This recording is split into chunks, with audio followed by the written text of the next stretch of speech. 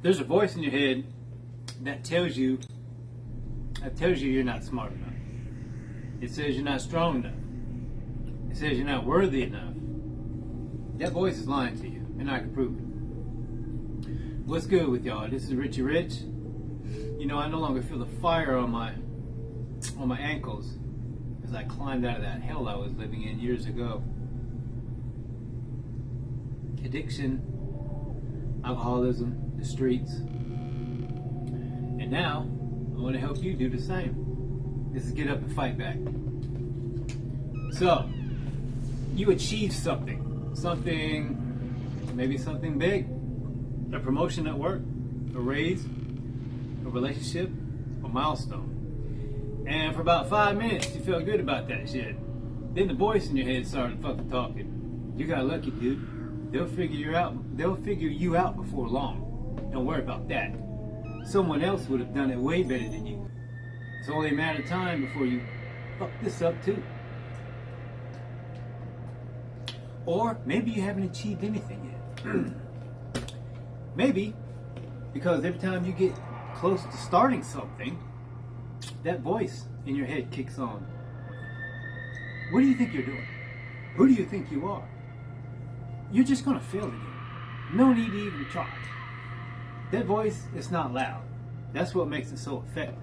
It's not screaming at you. It speaks in your own voice. It uses your own memories as evidence against your ass. It references specific moments from the past, the time that you failed, the person who left your ass, the thing you did that you can't take back. And because the evidence is real, the verdict feels like it's unchallengeable. And the verdict is, you're not good enough. And the cruelest part of that shit is, you can't even escape it the way you can escape other enemies. Depression has symptoms. Symptoms you can treat. Addiction has substances you can remove. Fear has triggers you can face. But the voice inside your head, the voice that lives inside you, it's not an intruder. So it feels like the truth. It feels like the most honest part of your brain is finally telling you what everyone else already fucking knows. Guys, that ain't the truth. It's a wound. It's a wound that learned to talk. And I'm going to show you where that wound came from, how it works, and why it's wrong.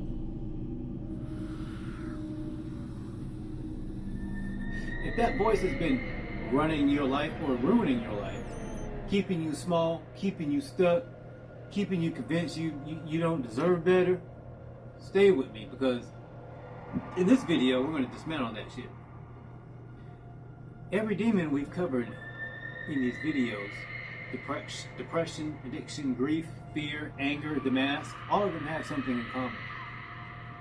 Underneath every single one of them, if you dig deep enough, you'll find a core belief about your own self-worth. Depression says, nothing matters, dude. But underneath it, I don't matter. Addiction says, you need this to cope. But underneath it is, I'm not strong enough to face life without it. Grief says, they're gone. But regret says, I wasn't good enough while they were here. The mask says, hide the real you, bro. But the real reason is, the real you isn't acceptable. Fear says, something bad will happen. But underneath it, I can't handle it because I'm not good enough. Anger says, they wronged you. But underneath it, I wasn't worth treating better. Self-worth is the root system underneath every fucking demon I just mentioned. If you could fix just one demon, if you could change the core belief about who you are and what you deserve, the other demons, they lose their power. Most of their power anyway. That's why this is video 7. We need to delay the foundation first. Now that the foundation is laid, the videos have been made, now we go to the root. And the root goes deeper than you think. It started before you could fucking talk. your sense of self-worth wasn't built by you, it was built for you by the people who raised your ass. Before you were old enough to question it. Developmental psychologists have identified what they call mirroring, which is a process which a caregiver reflects back to a child who they are. When a baby smiles, the mother smiles back. When a toddler accomplishes something, the parent celebrates. When a child expresses a need, the caregiver meets that need. That mirroring is literally building the child's brain.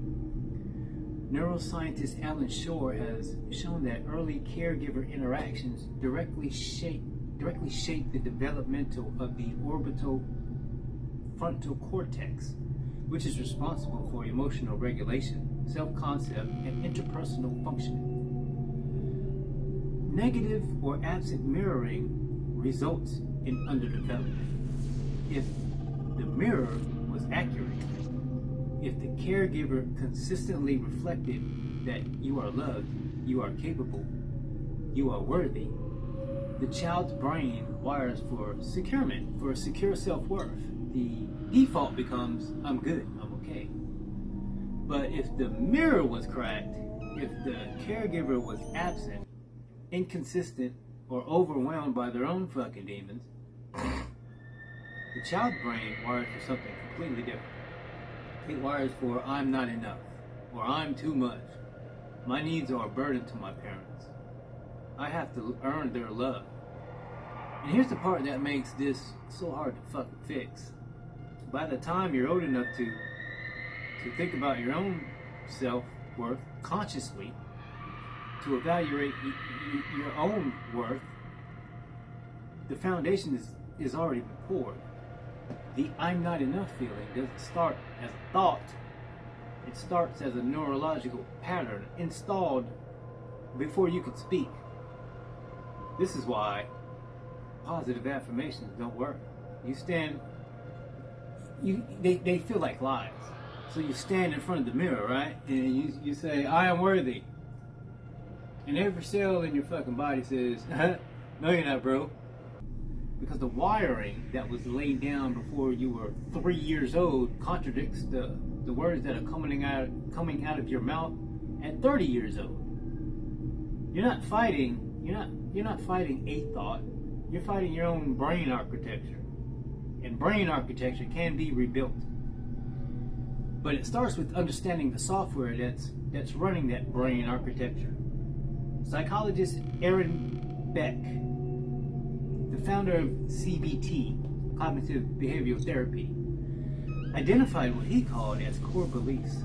These are the absolute identity level statements that you hold about yourself at the deepest level. They're usually unconscious. They operate in the background as code, shaping everything you perceive without ever being examined. Common negative core beliefs include I'm lovable, I'm incompetent, or I'm unlovable, I'm defective, I'm worthless, I'm a burden, I don't belong here. These aren't casual thoughts. They feel as fundamental as your fucking name.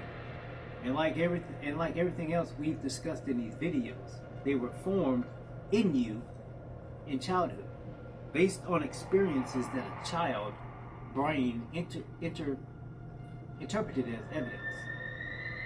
A child who has formed negative thoughts, I'm unlovable, because the only explanation a child's brain can construct from that is I'm unlovable. This is why the caregiver meeting their needs wasn't substantiated.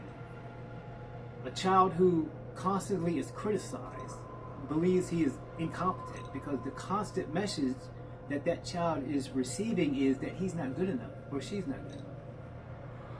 The child who was abandoned forms I'm not worth staying for. The person who was supposed to stay didn't stay for me.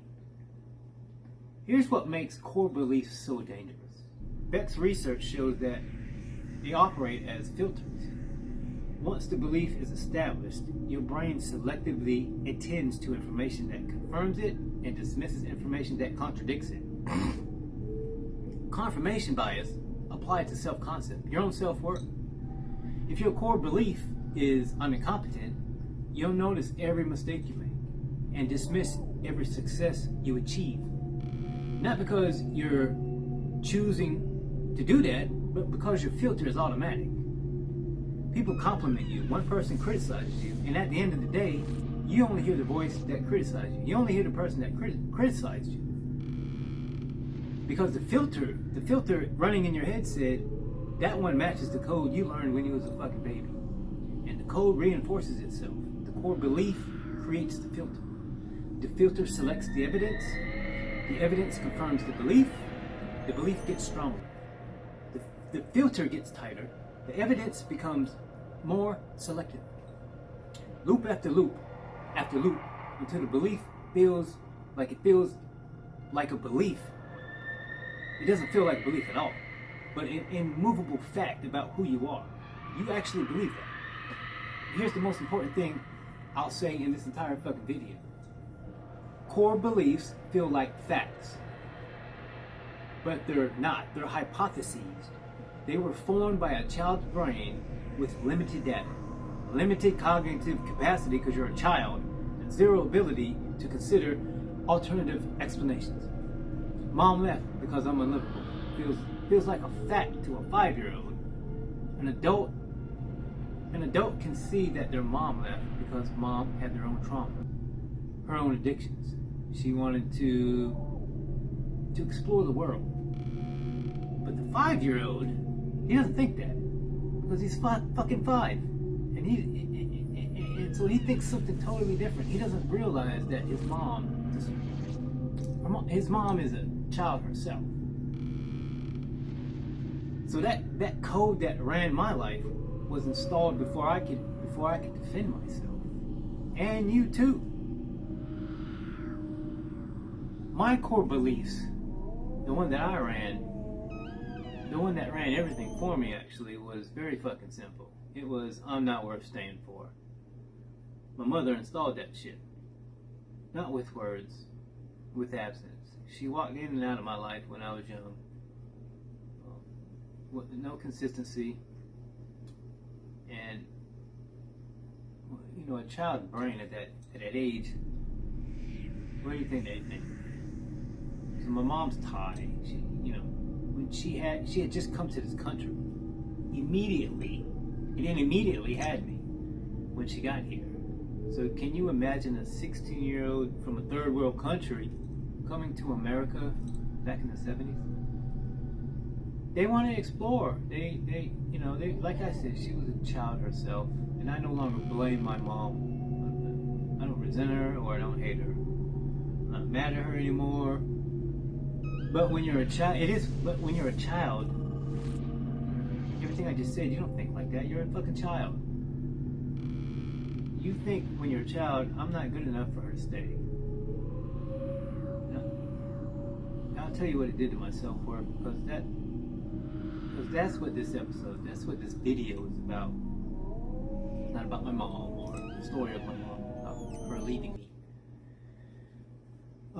So that's the filter that I process everything through. And Albert, my stepfather, the filter for him said he won't last. He'll leave. I told you about Albert in the last episode. A quiet man who showed up for me every day. Defended me even when I was in the wrong.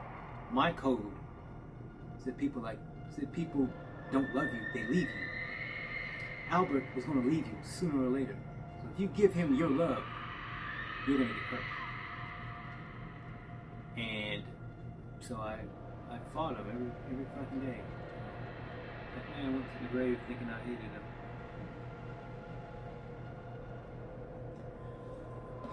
So, I got off track a little bit. Sorry guys. So, when Bella rejected me, that's the girl who broke my heart 13 years ago, completely shattered it. My core belief screamed, see, they always leave. You're not worth staying for.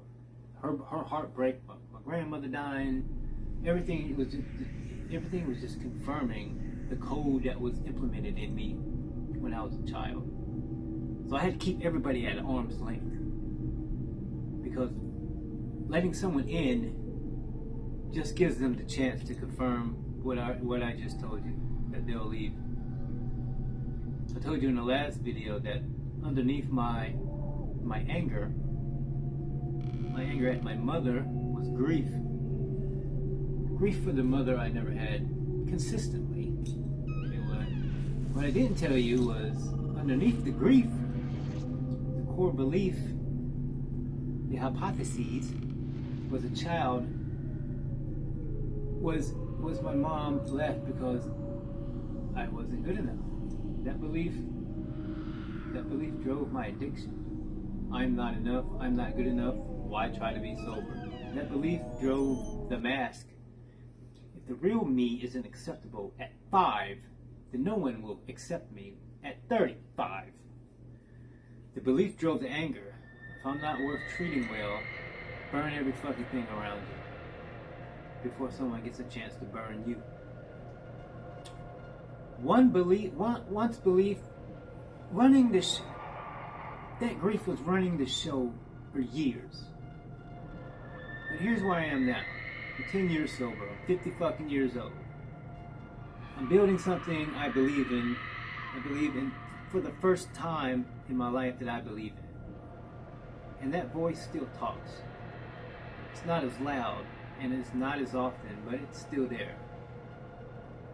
When I sit down to write a script,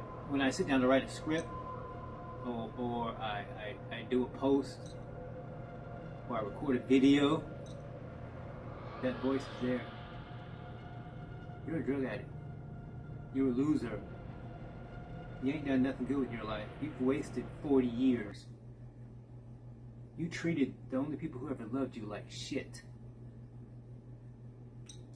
But I don't answer that motherfucker with affirmations in front of the mirror. I answer it with fucking evidence. I'm the man who got up. I'm the man who's 10 years clean. I'm the man who studies fucking psychology in the cab of a truck at 3 a.m. after driving 10 hours. The code is being rewritten, not erased. I don't think you can erase it, but it can be rewritten. One action at a time. One piece of evidence that contradicts that hypothesis at a time. That's identity reconstruction, and it's the hardest climb of them all. That's the code that I'm now running in my life, not the old code. It's rewiring my brain slowly. Anyway, let's talk about rewiring your brain. Ask yourself what I have to believe about myself for my life to look better. If you keep choosing partners who leave, the belief might be, I'm not worth staying. If you keep sabotaging your own success, the belief underneath that might be, I don't deserve good things. If you keep hiding behind a mask, the belief might be, I'm unacceptable. Whatever it is underneath, name it, write it down, where you can fucking visually see that shit. Trace it back to its origins. That belief didn't appear from nowhere. Someone installed it in your ass. Like I said, a parent, a caregiver, was installed in you as a child. That experience your brain interpreted as evidence. When you trace the belief to its source, to get to know, trace it back to its origin. The belief didn't come out of nowhere. Someone installed it on your ass, installed it in you. A parent, a caretaker, and as a child, your brain interpreted it as evidence. You need to trace it back to its source. Once you see the source, you start seeing it as something that happened to you, not something that is you. I'm not worth staying for becomes I was left by someone who couldn't stay. And I made a child's hypotheses about why. made a child's decision about why. The child didn't have options. You do. Make a list. Write all your core beliefs down. It's evidence that contradicts the code that's running. People who stayed, things you've accomplished, moments you showed up for, times you were enough. Your filter has been deleting these. Your filter has been deleting these. Put it down on paper so the filter can't erase it. Use becoming language instead of affirmations. I am worthy bounces off old wiring. I am becoming someone who acts, who deserves worth, slips past the defenses. Your brain doesn't reject becoming the way it rejects I am, because becoming is honest. Because you're not there yet, but you're moving in that direction. Your brain accepts that. Stack evidence through action. This is the get up, fight back principle. You don't build self-worth just by thinking about it. You have to build it by doing things that generate that belief. Every workout is a vote for that belief. Every workout is a vote for I'm someone who takes care of their body. Every honest conversation is a vote for I'm someone who shows up for real.